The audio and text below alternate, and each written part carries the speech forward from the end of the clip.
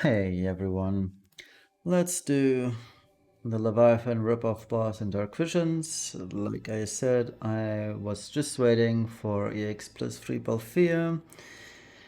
Yeah, this is definitely going to be my last Dark Visions video. I'll talk about um, my plans for Dark Visions in the future at the end of the video. So let's talk about the team. The team, as you can see, has these units. Now I could 130 Balfir. I would make things a little bit easier, but because I'm not gonna focus on Dark Visions at all anymore, I will leave Balfir as is, so there is no real need for him to be at EX plus 3 for this fight. He would have been nice for the final boss, but I'm not going to do that for obvious reasons.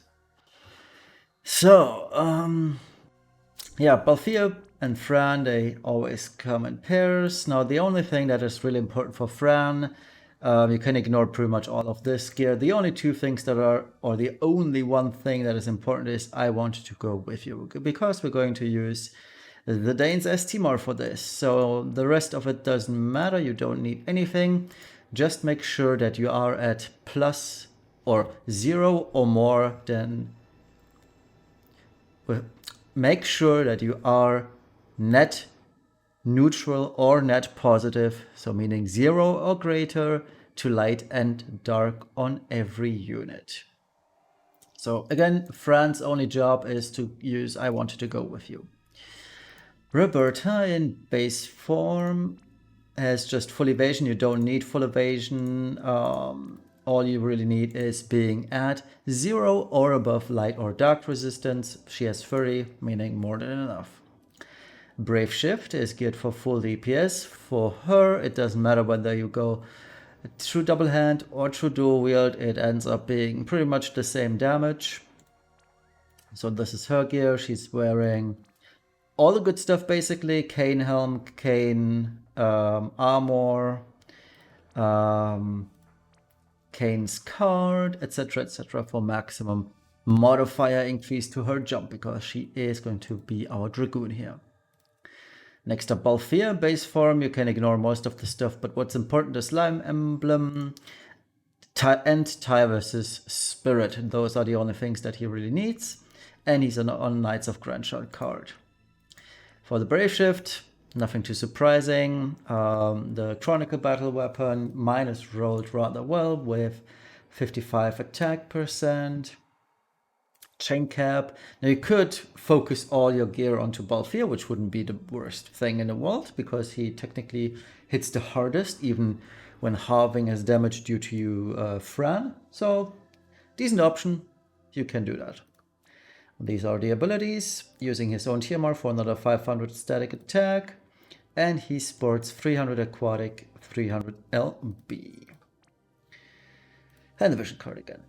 Now Wilk has his own vision card. Base form, really important, maximum LB fill rate. We don't necessarily need LB fill per turn, it's whatever, but make sure to have LB fill rate maxed out in his base form, because we will stance with Wilk. So these are the abilities. And the Brave Shift is using an axe, obviously. Full on DPS gear, rolling for that max variance on him. So there it is, seaweed, blah blah blah, all the good stuff basically. And yeah, he sports 300 aquatic, 300 LB, and is also net neutral or positive to light and dark.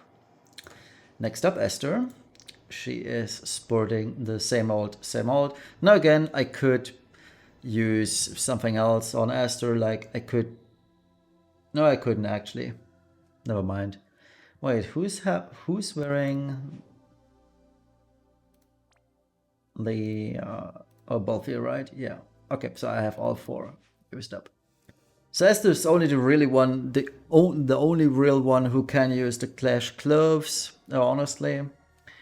So one could make a statement to use the ring as another static ring and put it on Balfir, for example, and just use something else on Esther, but I found this to be easy as well, so she very easily gears for 300 aquatic killer, sporting 300, 300, all good. And Sylvie, base form, lots of LB fill as you can see.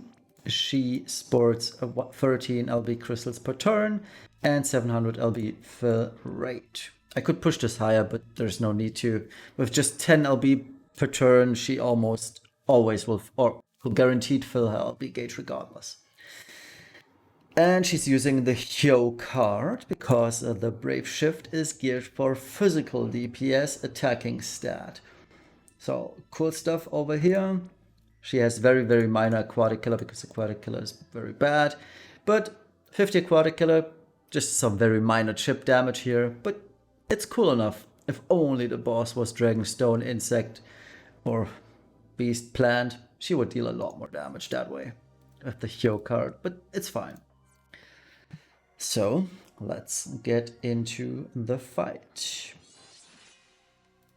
I do have my turn chart ready too, so you can check out my pinned comment. I hope I'll have it ready when I upload this video, but it should be because it's done basically. So let's start. The boss is going to deal light, AoE light, single target, and AoE dark, which means we have to use Sylvie's base form LB on turn 1 and turn 2. Now you could cheese this and just get Sylvie for 100% light in base form. That way you ignore turn 1 and just LB on turn 2 instead of 1. It's fine, it's whatever you want to do if you don't have that much gear. But anyway, so we'll LB with Wilk and Sylvie. Wilk needs to stack twice on his limit burst, so let's start with that. Fran is going to start singing.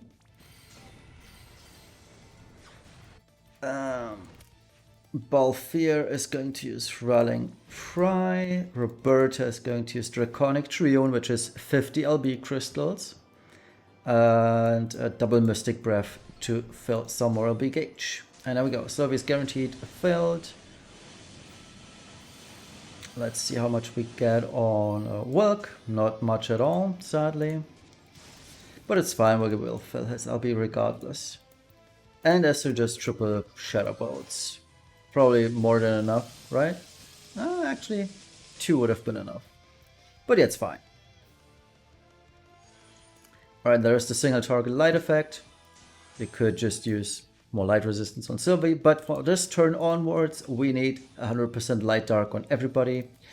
So to make it last until the end of the fight, we're going to limit burst with Sylvie again. Wilk is going to shift dance back to the base form. And we'll have Esther do triple shattering Shadow Bolt for LB crystals. Let's hope some land on Wilk. Well, we were lucky, so there we go. We can LB with Wilk.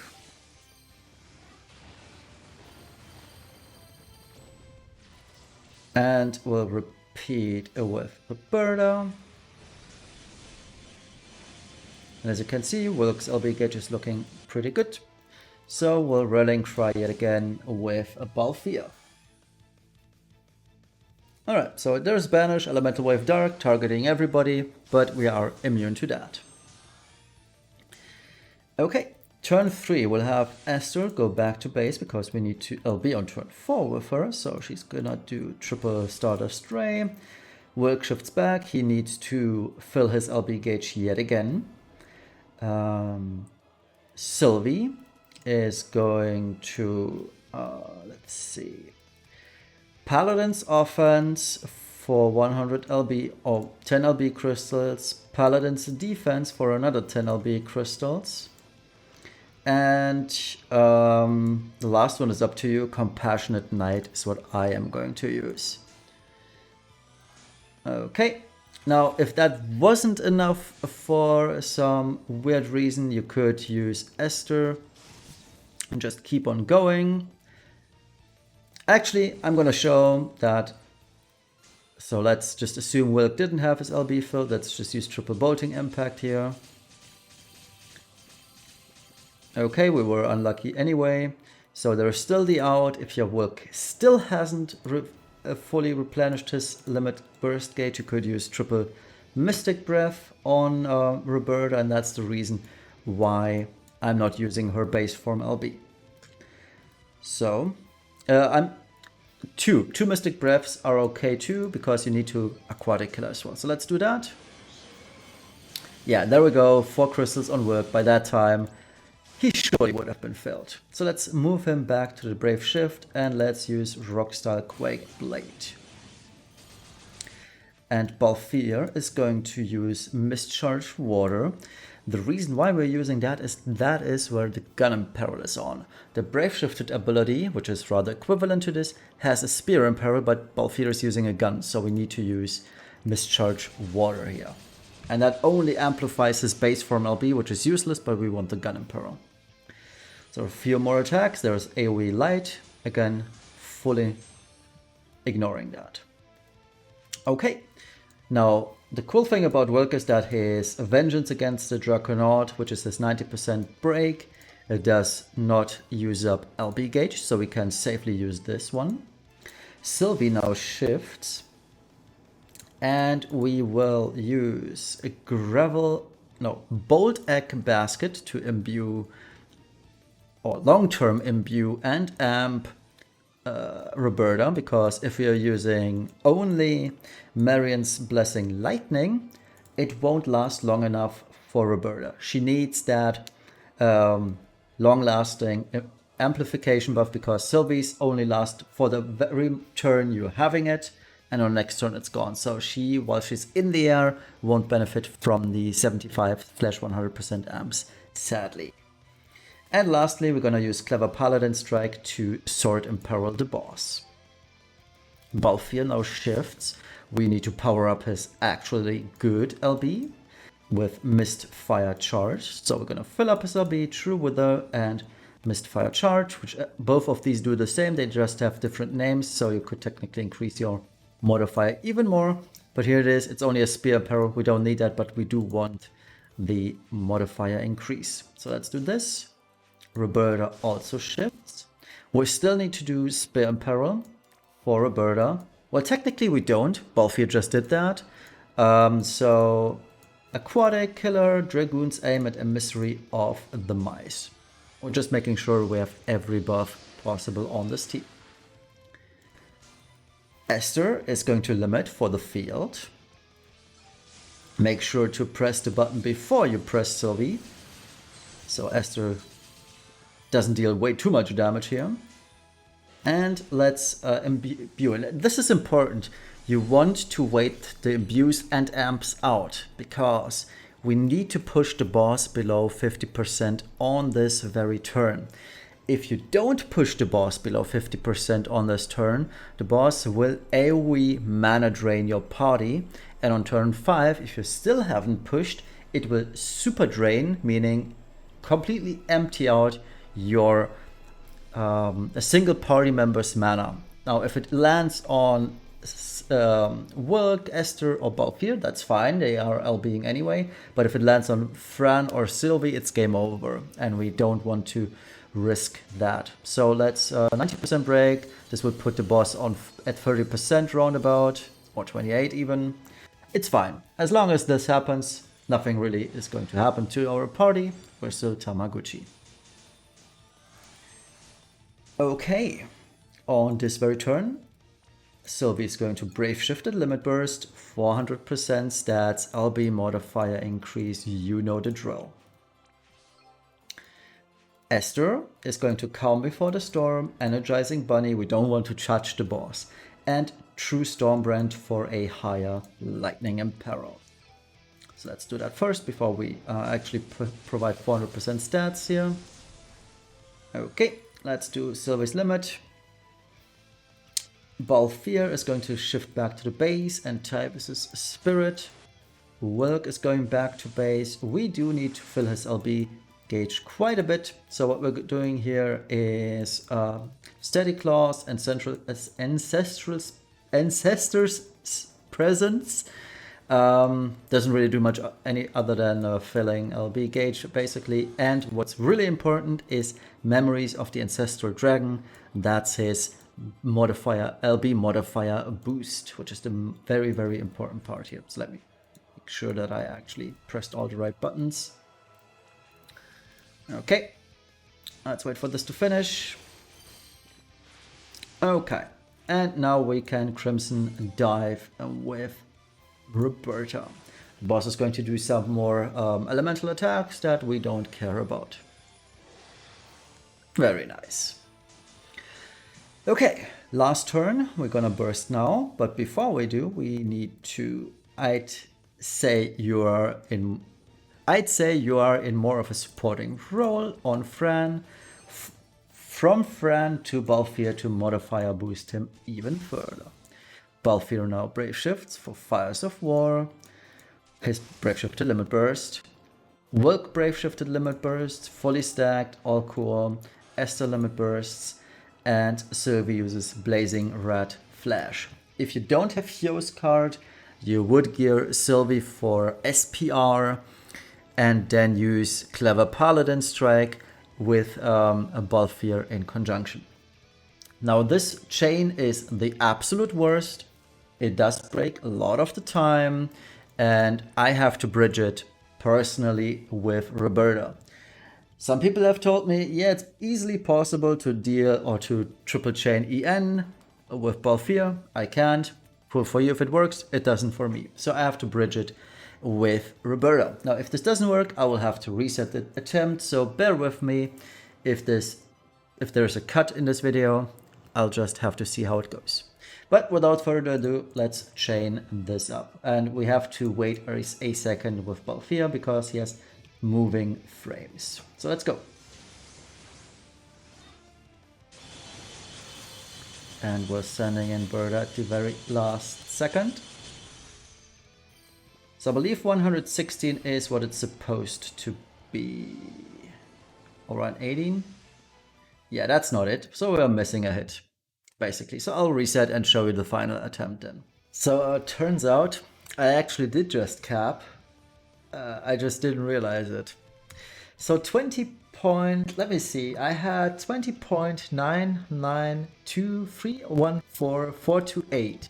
That was the damage I just did. Let's hope it works again, unless I mess up. So let's go. And I have to do this in exactly the same way I just did, so fingers crossed. I think it was 118, but I sent in Berta earlier than I did last time. It's still the same, so we capped. It's all Gucci. Tamaguchi even. Okay, so we're done with this trap boss and Dark Visions. And it's also 100 chains going in the same vein, so all cool. Ooh, Esther, that was a high roll, while Wilk had a very, very low roll. Berta, surprisingly high as well, and 300 million on, or 400 million almost on Sylvie, which is nice. Very nice indeed.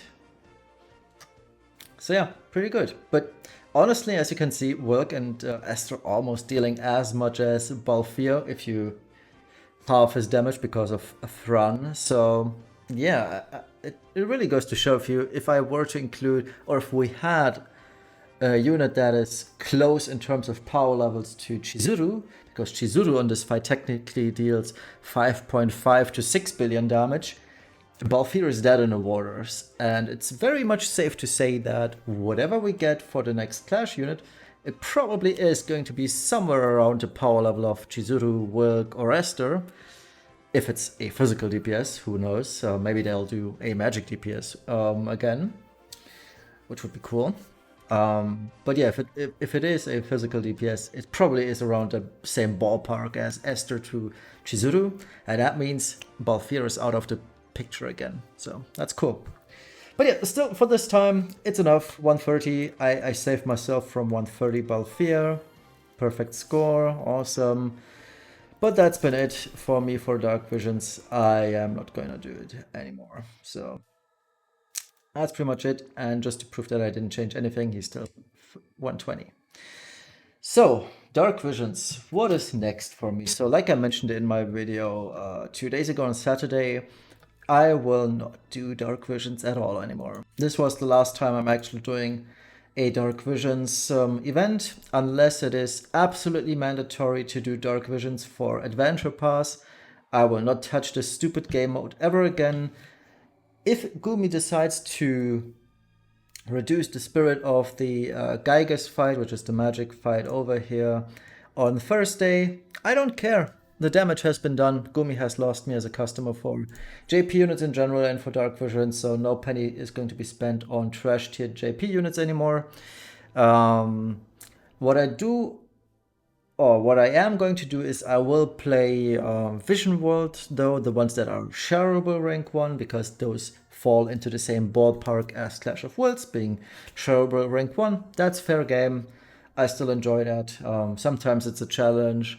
It's going to become more of a challenge now that I'm not going to pull for trashy JP units, I believe, because those JP units, they tend to be handmade for the Vision World, but Final Fantasy X Vision World is the next one coming up, and I don't see any issues with the current units that we have, that I'll be able to cap the next Vision World without Titus, without whatever is coming in between. So I'm not much doubting anything in terms of power level from the units that I have, as well as the gearing that I have. So yeah, no more Dark Visions for me. Fuck you, Gumi. I can say that too. If you're not caring about players anymore, I don't care about you or your stupid game modes, other than Clash of Wills, because that's still very good, obviously. So yeah, that's been it. Thank you all for watching, and best of luck to those of you who still want to put up with Gumi's dumb fuckery. I'm not. I'm just done with this. So goodbye, Dark Visions. It was never fun to begin with, and I'm happy to not roll this shit anyway anymore. Bye bye.